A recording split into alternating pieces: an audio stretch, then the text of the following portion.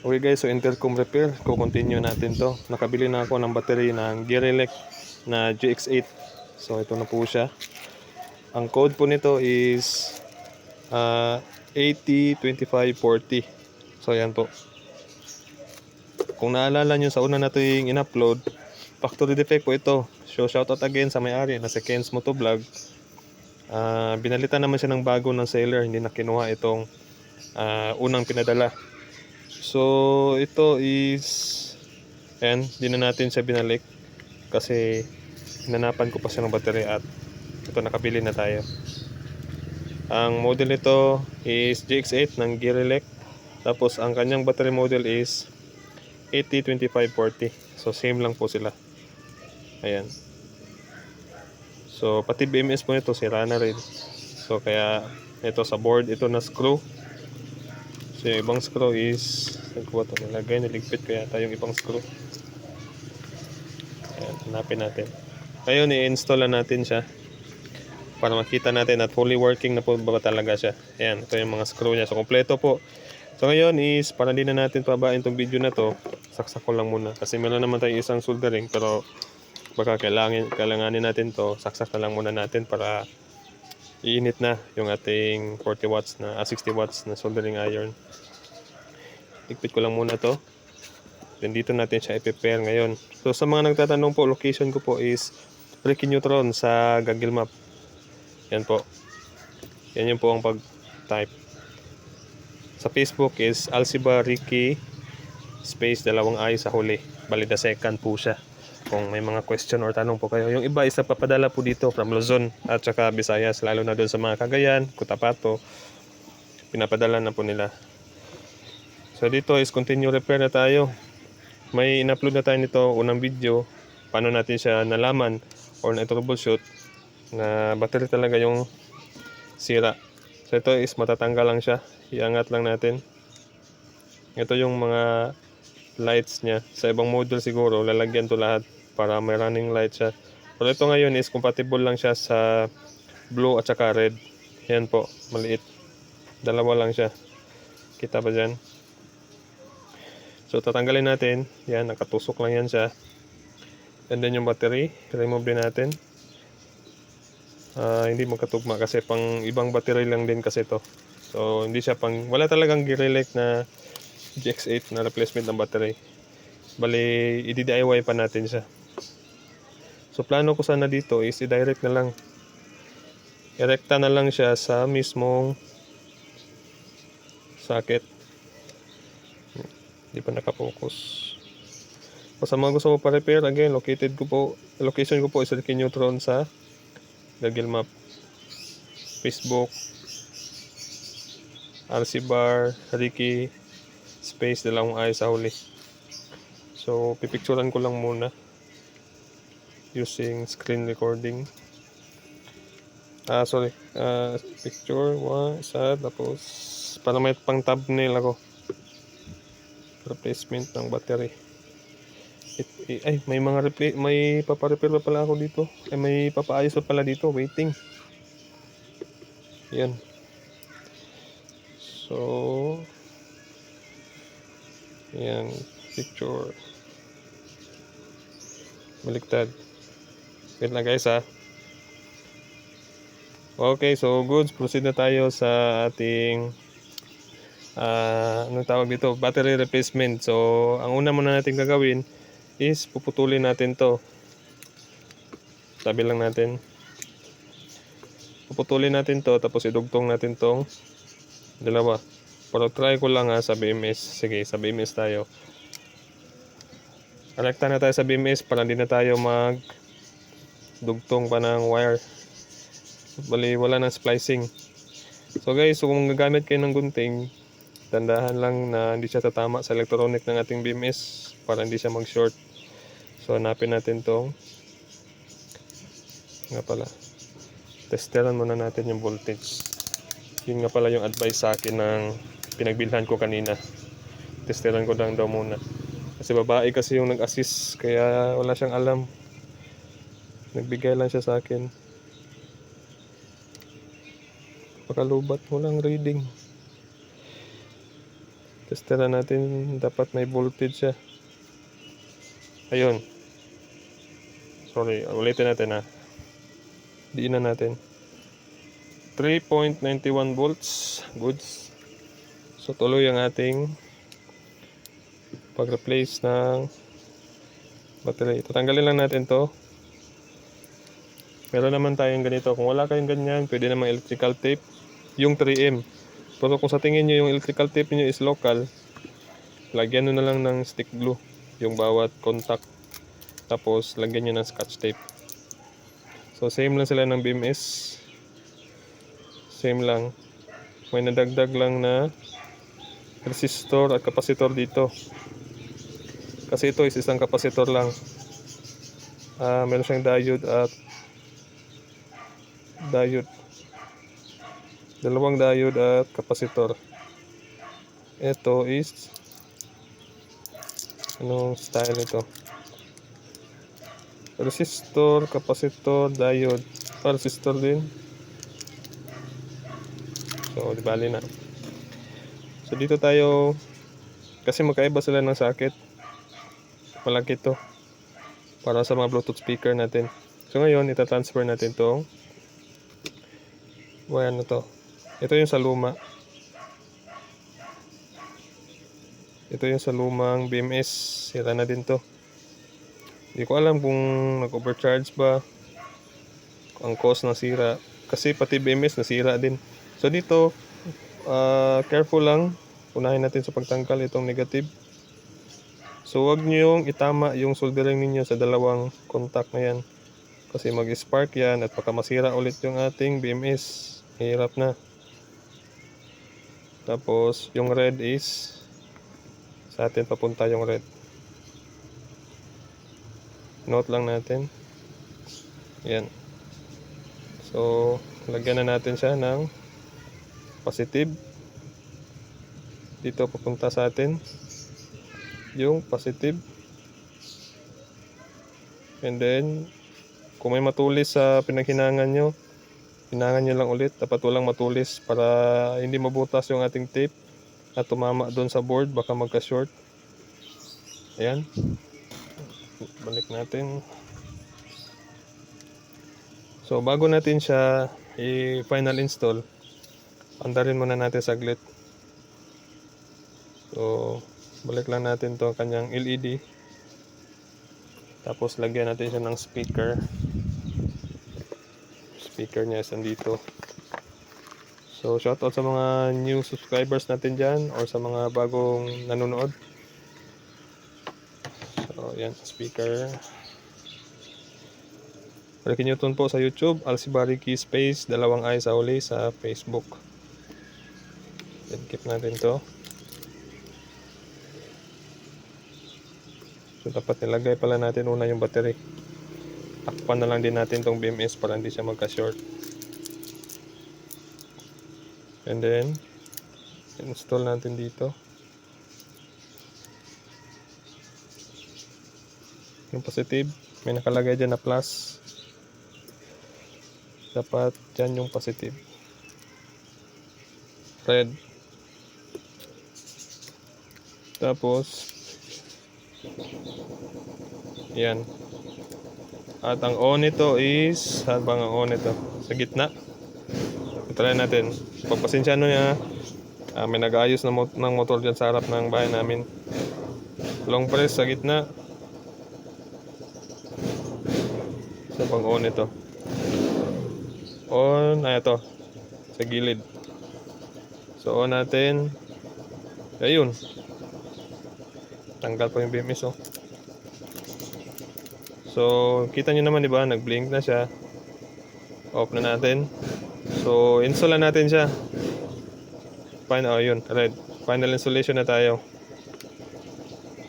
Okay, i-seal muna natin tong battery. So gamitin ko lang to. Okay pa naman siya. Isusuong natin siya sa ilalim. Kasi ganyan yung position niya kanina. Basta make sure lang na yung wire natin is walang nagkadikit. Yan. So And then ikutan natin siya ng tape. Sakto lang ba? Parang short siya. Dito dapat natin ilabas. Dito natin ilabas yung wire.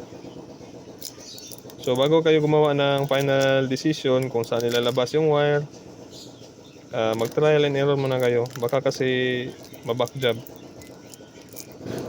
Yan po. So sakto na siya dyan. And then babalutan natin siya ng thermal tape. Tama ba pagkasabi ko? Malilimutin kasi ako eh. So yan po. Ikutan lang natin na i-make sure natin na yung kanyang linya ng battery is secured. Yan, lagyan pa natin. So 10 minutes na pala tayo, pasensya na. So ganun lang yung gagawin ninyo. Sundan nyo lang. Kahit sa anong intercom pwede. Again, yung location ko ilagay nyo tron sa Google Map. Kung gusto nyo magpa-repair, message lang po sa Alcibariki space 2 I sa huli. Tapos direkta na. Yung iba dito is nagpapadala lang. Pero check up naman tayo para malaman natin kung ano yung sira. So install ko lang muna to. So kung hahabaan kayo sa video natin, pwede nyo nang i-skip. Total, sa assemble na lang man to. Sa assemble na lang man tayo.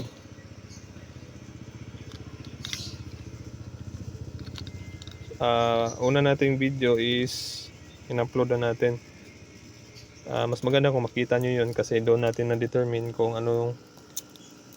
paano natin na-trace na battery lang yung sira kasi nag-blink lang siya. So yung mga madaling malubad, ganito lang pwede ninyong gawin. Lalo na po lang mga ganong nagre-repair dyan sa lugar ninyo. May nagtatanong din sa akin kung may branch po ba ako sa Manila or may kilala ba or kasama ako dyan sa Luzon. Wala po. Ako lang po yung nagre-repair ng ganito dito sa amin, or di ko lang alam yung mga ibang cellphone technician, di lang siguro nila binablog kasi same lang to ng procedure sa mga cellphone repair, electronic pa rin or gadgets. So okay, ito na tayo sa kanyang itong gasket niya. Pansin nyo, litaw dito kasi yan siya dapat nakalagay. Dito yan siya.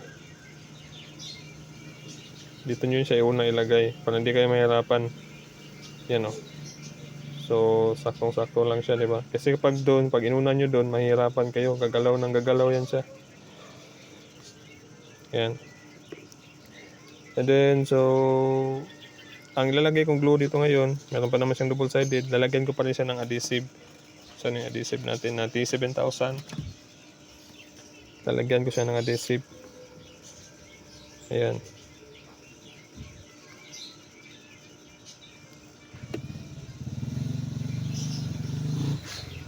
Then battery positive doon sa taas. Kung girelect, kagaya nito yung inayos natin or ninyo. May nakalagay naman dyan siya. But plus, minus. Lawan nga natin para mas malakas. At boom, saktong-sakto lang. Ayan. Sakto-sakto na siya. Picturean ko ulit para makapakita ko kay Kents.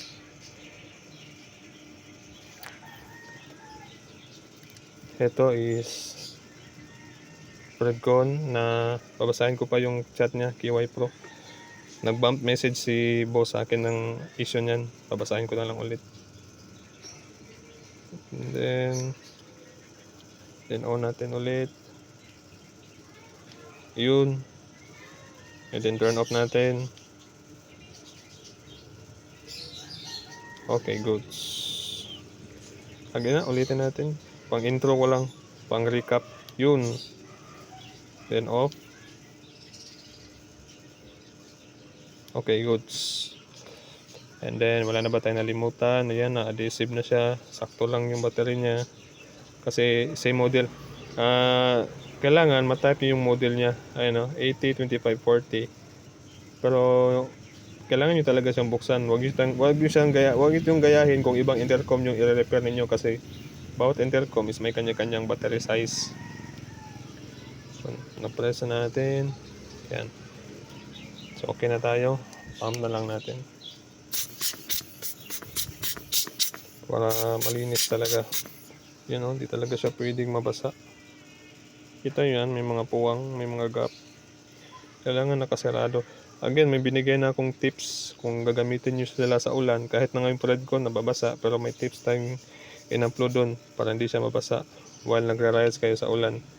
May dapat lang kayong tandaan doon na dapat hindi nyo siya gawin habang ginagamit nyo siya ng umuulan.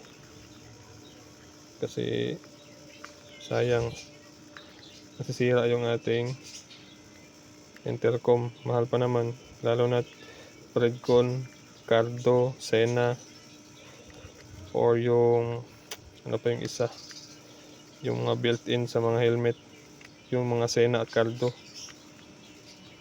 May mga ibang intercom kasi na built-in na siya sa helmet, nakapackage na siya. Kung bibili kayo ng helmet, built-in na siya. Yung mga helmet na nasa 30k, 50k, 70, 100,000, 80,000, yung mga may built-in intercom na, nababasa pa rin yun kahit sobrang mahal na, kasi may bad practice kasi na ginagawa natin. So ito yung mga screws niya, napakadali lang, no? Hindi siya kagaya nito ng L1. Hindi siya basa-basa mabubuksan. Kung mabubuksan man to, ang mapapangit yung gilid niya, may sign of repair. Pause ko lang muna yan para hindi mahaba kasi 16 minutes na. So ganun lang, babalik ko na lang yung screw pagkatapos may balik. Dito naman meron din niya siyang screw, yung maliit, and then takpan ko nito. Yan po, tinape ko na yan siya at tapos na tayo. Pause ko lang muna ulit. Yan, secured na lahat. So dito naman tayo.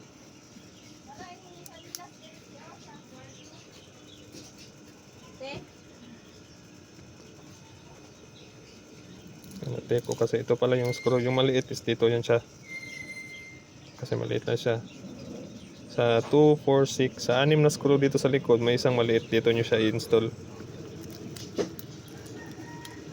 And then meron yan siyang parang guide, may kanal din dyan, may hiwa dyan. Yan, pasok nyo lang. So kailangan straight yun. And then screw natin. Katapos na yung screw, idikit natin to ulit. Yan, higpit na. And then lagyan natin to. So yan, on natin. Saan yung speaker nya? Headset on. Yun, nasalita na. Tara natin i-pair. Ano bang pairing mode dito? Long press. Try natin. Try natin i-play yung kanyang music. Pair natin siya dito. Ayun yung gumana sa... Try lang natin. Ano bang pairing mode nito? Ano bang procedure dito? Wait lang ah. Yan, gumana na siya. May FM pala to, no? Maganda siya kasi kapag na-boring ka sa mga province tapos walang signal or wala kang na-download na music, may FM siya. Malinaw pa. So, volume down natin. Yun. Then volume up.